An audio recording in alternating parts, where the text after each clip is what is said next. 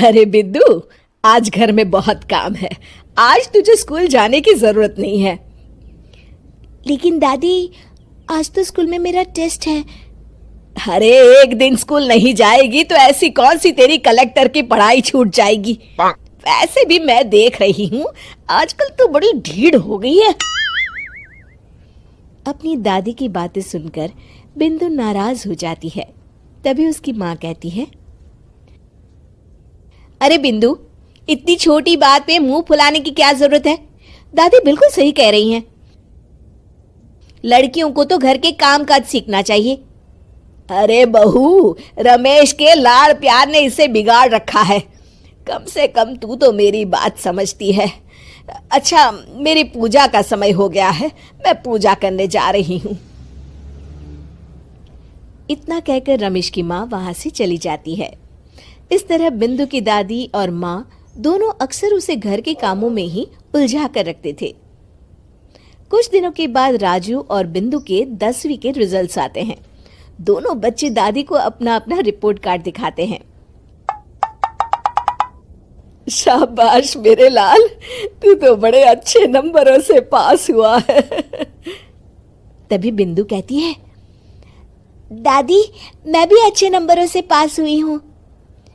रमेश की माँ बिंदु को अनदेखा करते हुए कहती है, हाँ हाँ ठीक है, अभी यहाँ खड़ी क्या कर रही है, सुन लिया मैंने। जाकर मेरे लिए चाय बना कर लिया। बिंदु उदास होकर चाय बनाने किचन में चली जाती है। तभी राजू कहता है, दादी मैं क्रिकेट के कोचिंग सेंटर में एडमिशन लेना चाहता हूँ।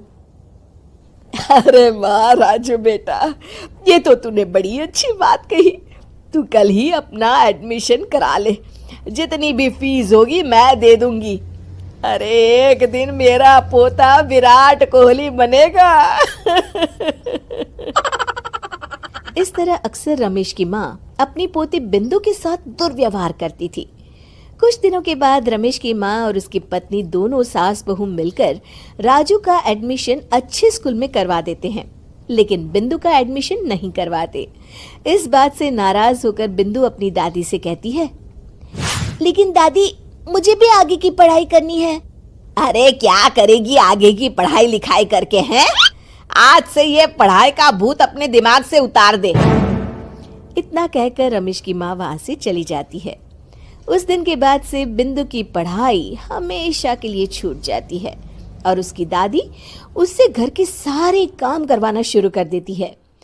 इस तरह उसका सारा दिन घर के कामों में ही बीत जाता था।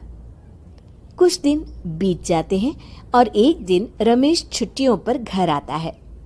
बिंदु को घर के काम करते हुए देख उससे कहता है, अरे बिंदु बेटा, तुम स्कूल नहीं गई?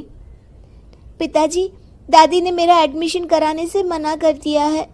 वे कहती हैं घर पे रहकर घर के काम करना सीख। अपनी माँ का ये बर्ताव देख रमेश को बहुत गुस्सा आता है और वो अपनी माँ से कहता है, माँ ये तुमने क्या किया? आगे की पढ़ाई के लिए स्कूल में बिंदु का एडमिशन क्यों नहीं करवाया? अरे बेटा, लड़की जात है, ज्यादा पढ़ लिख कर क्या करेगी?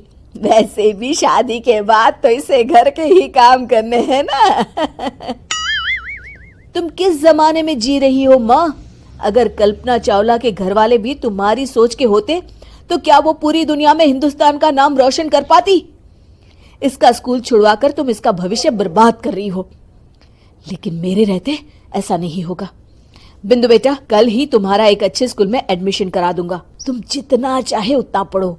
मेरे होते हुए तुम्हें किसी बात की चिंता करने की जरूरत नहीं है। अपने पिता से हौसला पाकर बिंदु खुश हो जाती है और कहती है, जी पापा, मैं खूब मन लगाकर पढ़ाई करूंगी और बड़ी होकर डॉक्टर बनूंगी। ये हुई ना बात, शाबाश मेरी बेटी। शिक्षा, लड़का हो या लड़की, हमें दोनों को आगे बढ़ने का मौका देना चाहिए।